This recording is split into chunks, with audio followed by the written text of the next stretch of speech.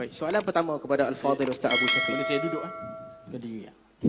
Bagi orang yang menganggap Muawiyah ini melakukan dosa besar, Muawiyah telah melakukan dosa, gilakan kuasa dan ijtihadnya tidak diterima apabila keluar menentang Sayyidina Ali. Apa pandangan Ustaz tentang orang tu?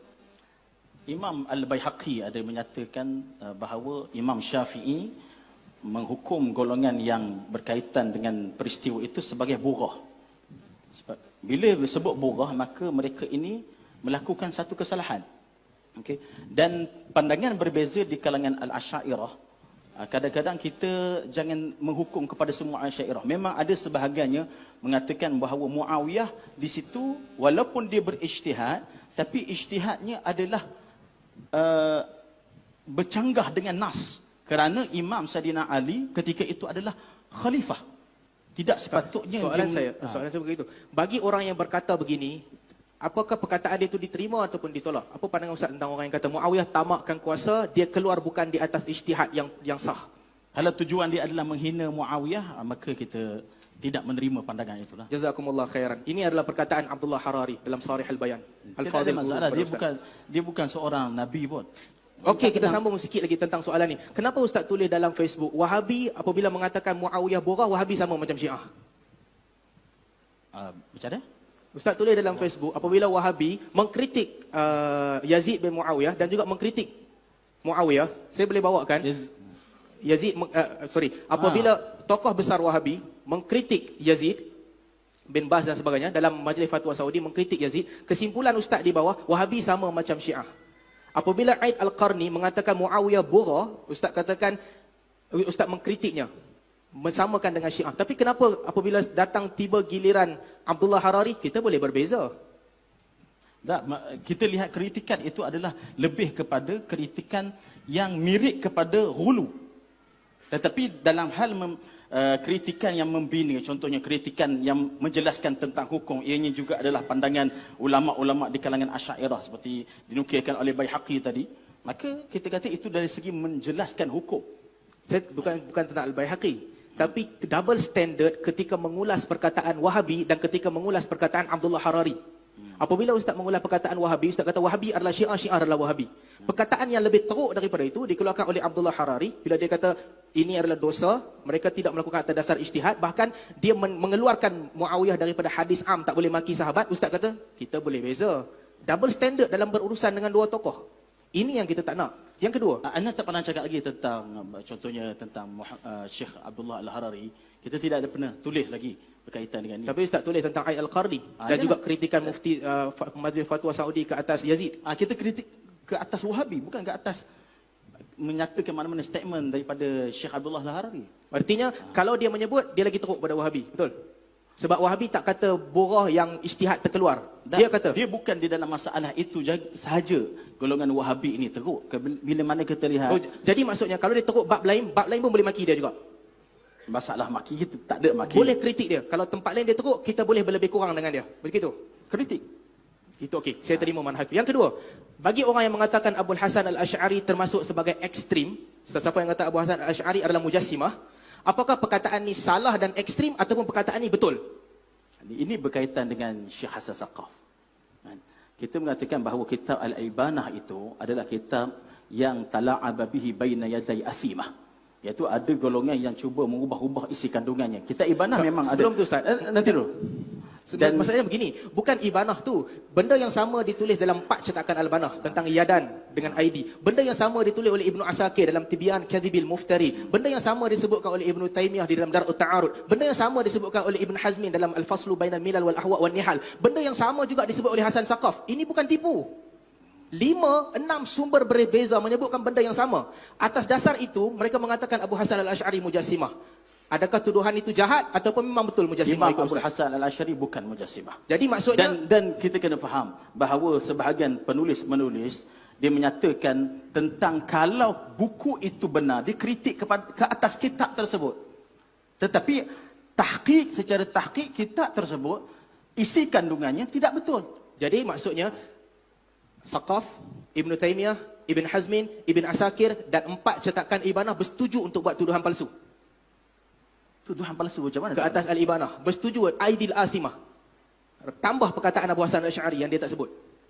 Imam Abu Hasan Al-Asy'ari tidak menyatakan semua sekali isi kandungan Al-Ibanah sekarang ini. Kerana kita lihat kadang-kadang cetakan-cetakan daripada Kita berbincang tentang benda spesifik. Apabila Abu Hasan Al-Asy'ari mengatakan bahawa ID merujuk kepada yadan. Ini tajsim ikut kaedah Asy'ariyah. Tajsim ikut kaedah Tidak. Asy'ariyah. Tidak. Pada Asy'ariyah mesti takwil ataupun tafwid, betul? Ini bukan tafwid, ini itsbat. Dan kita lihat yadun tu dengan makna apa. Kalau yadun itu diterjemahkan dengan makna anggota tangan, maka itu adalah tajsim. Tak ada siapa kata anggota tangan. Jadi tak ada siapa tajsim, betul? Tak ada Wahabi kata anggota tangan.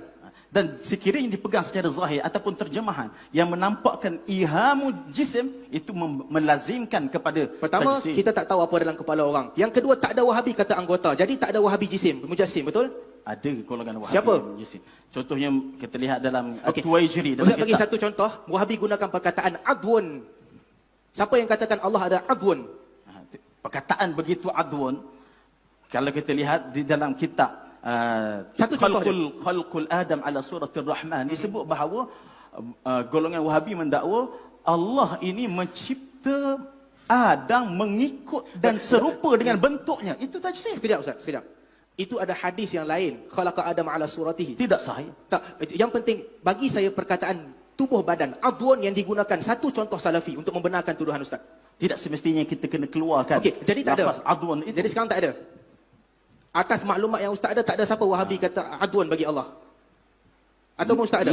Lafaz itu Lafaz adwan tak ada. Betul. Adwan itu setakat ini kita memang tidak dapati, tetapi Jelas. melazimkan benda itu ada. Jelas. Jadi jangan tuduh orang kalau tak ada lafaz. Sebagaimana kita boleh bersangka baik dengan selawat syifa dan sebagainya, di sini juga kena bersangka baik. Kalau tak ada lafaz, jangan tuduh orang. Seterusnya, apakah Syekh bin Baz kafir, ya atau tidak? Pada pandangan Ustaz, Kita tidak menghukum orang-orang kafir. dia tak kafir. Orang yang mengatakan Nabi Muhammad adalah ausan, berhala, dan orang yang mengharuskan pakai salib, dia kafir ke tidak? Mengharuskan pakai salib. Dilihat Dilihat di dalam hukum fiqh, jika dia memakainya tabarruk untuk mengambil berkat daripada salib, itu dihukum sebagai kafir. Kalau dia kata Nabi Muhammad adalah berhala, ausan, Wal'iyadzubillah. dia kafir. Kita dari segi hukumnya kita lihat bahawa kalau mengatakan Nabi Muhammad itu adalah berhala, kita bimbang, boleh jatuh kepada kufur, kita bimbang kepada dia. Ustaz, patah balik. Patah balik. Ustaz menuduh Syekh Mufti Wahabi bin Baz, ini daripada blog Ustaz. Itulah kita bimbang. Saya tahu. Bukan benda tu. bimbang, bukan bimbang. Ustaz menuduh bahawa dia telah mengatakan bahawa ausan, Nabi Muhammad adalah ausan. Ustaz menuduh dia mengharuskan pakai salib. Sekarang Ustaz tak kafir dengan dia pula. Mana satu yang betul? Di sini ada sebut kafir. Di sini tak sebut kafir, tapi disebutkan dia haruskan pakai salib. Di mana dia haruskan? Di dalam keratan Ini ini. tulisan Ustaz. Okey. Ini tulisan Ustaz, bukan tulisan orang lain. Harap Saya tenang. tak nampak betul. Okey, tak apa. Kita pergi soalan lain. Kita pergi soalan lain. Seterusnya. Begini, by word. Astaghfirullah. Apa Asri buat belakang tu? La haula wala quwata illa billah. Orang lain boleh berdiri molek je, dia rasa apa duk bahagian belakang punggung orang lain tu. Orang yang menulis begini, apa pandangan Ustaz tentang dia? Harap tenang. Okey, saya mengatakan bahawa benda yang macam ini adalah kadang-kadang lahir daripada memang kita tidak puas hati dengan satu pembawakan mereka, dan dari segi adabnya kita memang manusia itu melakukan apa-apa kesalahan dan dia boleh Jadi itu satu kesalahan. Kenyataan itu satu kesalahan. Betul. tidak, kita mengkritik dia, memang saya mengkritik dia. Tidak ada masalah benda tu. Perkataan seperti tadi tak patut diucap. Betul. Itu adalah daripada blog Ustaz. Tetapi ini adalah di antara sebab saya mengkritik Muhammad Asri. Ya akhi, Dr. Mazhar menyebutkan sama seperti Ibnul Arabi. Sama by word saya telah buktikan tadi. Dr. Mazhar mendakwa ulama Islam halalkan liwat ke atas tubuh manusia. Bukti ada di bawah. Ini ada di bukan bawah. dakwaan dia. Ini dakwaan Ibnul Arabi. Dia nakalkan. Dan ditulis dalam kitab-kitab madhab Maliki. Kita boleh buka dan rujuk. Kenapa dia seorang kena? Jadi maksudnya, kritikan yang sama Ustaz sanggup bagi kepada Ibnul Arabi? Dia berlain. Asri bukan Ibn Arabi. Perkataan yang sama diucapkan oleh dua orang. Dengan Asri Ustaz bantai dia. Ustaz tuduh sebut perkataan begini. Tapi Ibnul Arabi, oh Asri bukan Ibnul Arabi. Mana manhaj? Di dalam hal ini tidak berkaitan dengan manhaj. Dia berkaitan dengan kita perlu mengkritik dia kerana dia mengkritik para ulama. Bukan masalah kritik. Benda yang sama diucapkan oleh Asri, benda yang sama diucapkan oleh Ibnu Arabi. Ustaz hentam Asri dengan hentaman di luar kadar manusia. Terima kasih. Terima kasih sudah klik video ini. Tapi jangan lupa guys, klik tombol subscribe karena subscribe itu gratis. Dengan subscribe kamu support channel ini terus untuk upload hampir setiap hari. Ingat, subscribe itu gratis, gak ada ruginya kamu klik tombol subscribe guys. Selamat menonton, enjoy.